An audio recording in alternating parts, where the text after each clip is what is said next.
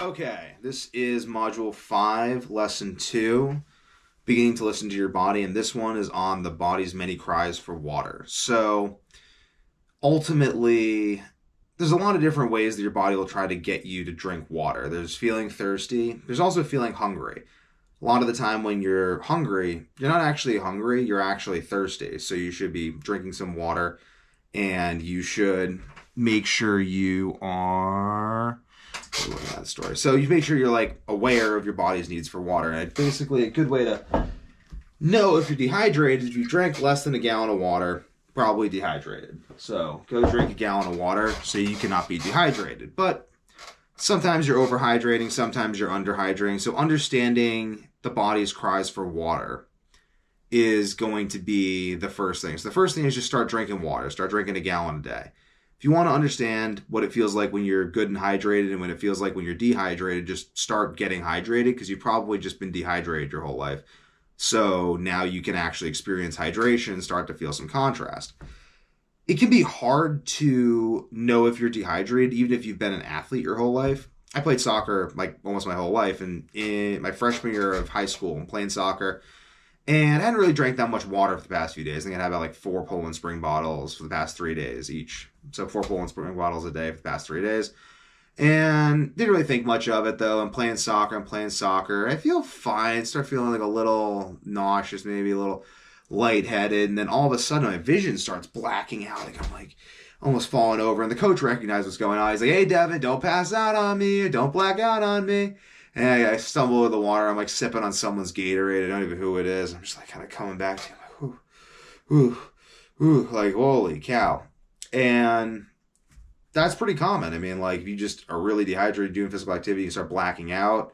You don't even feel thirsty beforehand, especially if you're very focused on the activity.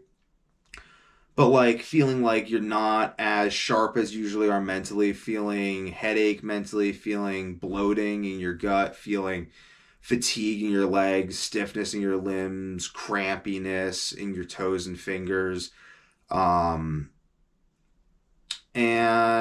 a whole bunch more things. There's a lot more, but you have to really start drinking the water and like experiencing that first. But it's crazy how many different ways your body will try to get you to drink water. Your body will make you think you're hungry. It'll make you crave drugs if you're using drugs like nicotine, caffeine, whatever. It'll make you crave like a nap. It'll make you like just drink water. Start with that, and then as you're drinking more and more water, you'll start to recognize how your body is asking you for water. And the basic way you're going to start doing that is you're going to get at the end of the day and you're going to feel like shit. And you're going to be like, why do I feel like shit? You're going to look at your gallon and you see, oh, it's only half drank. And you drink the rest of the gallon and you start feeling good again. You're like, wow. Okay, I guess that water really did help me feel good. And then maybe like another time you'll be like exercising and stuff, and then like you eat some food, the food's not really doing it, you drink a bunch of water, and you're like, oh wow, I was thirsty, I wasn't hungry. And really what happens though is you just get in the habit of drinking water, so your body kind of just habitually meets its hydration needs. So you don't have to think about it too much, but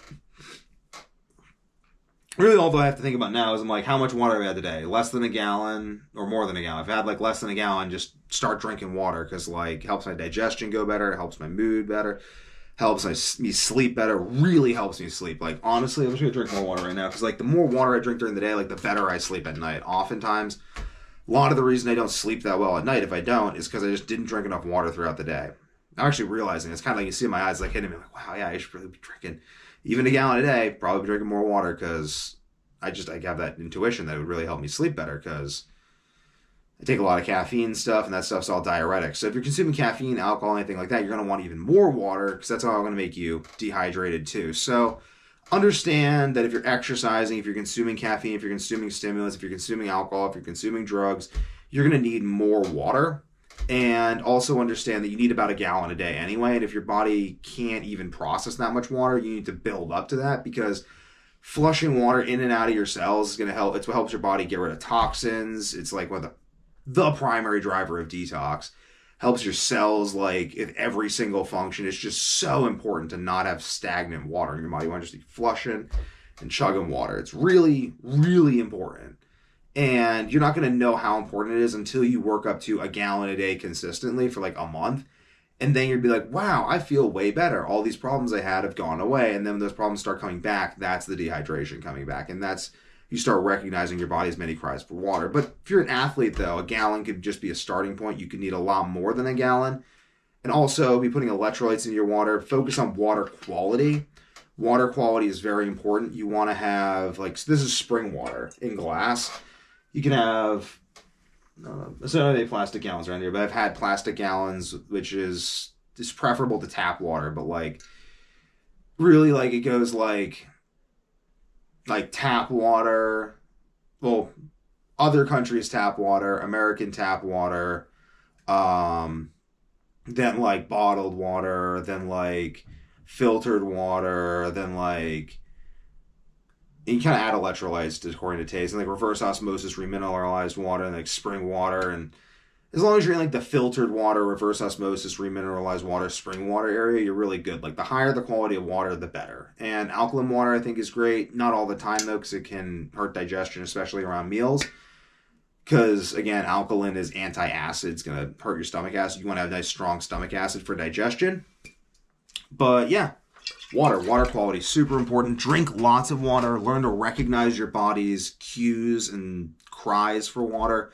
And just drink a gallon a day. Just start drinking a gallon a day. And then also, though, if you're dehydrated, just drink tap water, whatever. Like, it's better to be hydrated than to be neurotic about water. But still, be decently neurotic about water. It's most of what you consume. After air. Done.